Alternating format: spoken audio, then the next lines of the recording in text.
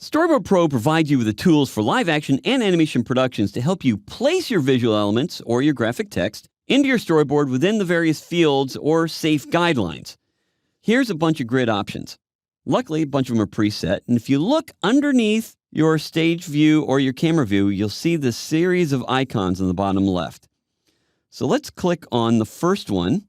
First one is thumbnail. I don't know why they added this. All it does is make my drawing look bad and blurry, so we're going to turn that off and forget about it because I've never used it and I'm not going to.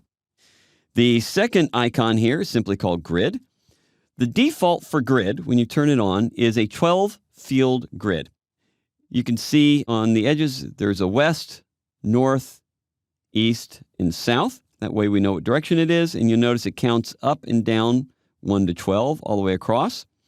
So where this will help is if production says, let's go into an 8-field zoom, grab my camera. Here's my camera. I will zoom in. Here's 8. So I zoom into an 8-field zoom. Okay, that's what it's going to be. Now, if I want to go north 2 fields, drag it north 2 fields. So that's an easy way of tracking. Now, there are some options for this grid, so let's take a look at those quickly. If you go to the View drop-down menu, go to Grid, you'll see we've got some options here. We could do the grid outline only. Well, we want to see the whole grid. Right now, we're on Underlay, because notice that the grid goes under the character. If I select Overlay, it goes over the character. Now, it's very hard to draw underneath a grid like that. However, if you've got drawings that cover the entire thing, you might need to turn that on at times just so you can see it. Let's go back and reset that to Underlay. And then let's go and take a look at our other options. Right now we're on 12-field grid. We can do 16-field grid or world grid, which is 48 fields. Let's take a look at 16-field. And we need to zoom out just a little bit. And you can see it now counts from 1 to 16. So sometimes for feature films, you need more room to be able to track. So that's why they give us these 16 fields. All right, I'm going to turn that off. Our next one is safe. Let's zoom in using our plus here. So this grid is our camera safe and title safe. Camera safe is the outer dash line, because notice as I turn that on and off, the dash lines appear and disappear. The outer is action safe. Every TV crops off more of the image. You want to make sure that anything that's moving or any image you want your audience to see is within action safe.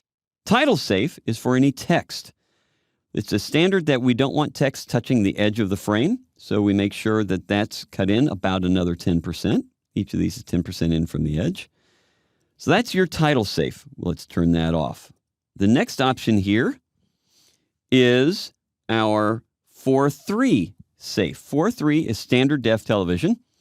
So again, it gives us the action safe for an old TV that's more closer to square, or title safe within that. So now we can frame it for both the widescreen and old standard definition. Let's turn that off. Go to the next one, and this is overall 4:3 area. This is the framing for old TV. So some TV shows still want to make sure they're framing up if someone has an old TV that is not as wide, that you can frame up for both widescreen and standard. Let's turn that off. Our next one is called camera mask. When I turn that on, it covers everything with black outside my camera view. That way, in case you've got images that you've drawn that come in from outside a frame, or if you draw like I do outside of the frame, it blocks all that out so you get a much cleaner view of exactly what your audience is going to see. Let's turn that off. And our last one that we're going to show is the camera label. So let's turn that on. Now notice we're not seeing anything right now. It's because we don't have a camera move. Let's find a shot with a camera move. Here we go. Notice it says A and B up in the corner. If I turn off camera label, the A and the B disappear. We still see the camera, green for beginning, red for end, so we can still see the move, but with it turned on, they're labeled A and B. At times, depending on the shot, it could also show in and out. We can also select multiple grids at the same time. Let me select a panel without a camera move, such as this horse head. For instance, I can turn on my 4:3 safe, and I can turn on my 12-field grid. So I can do multiples at the same time.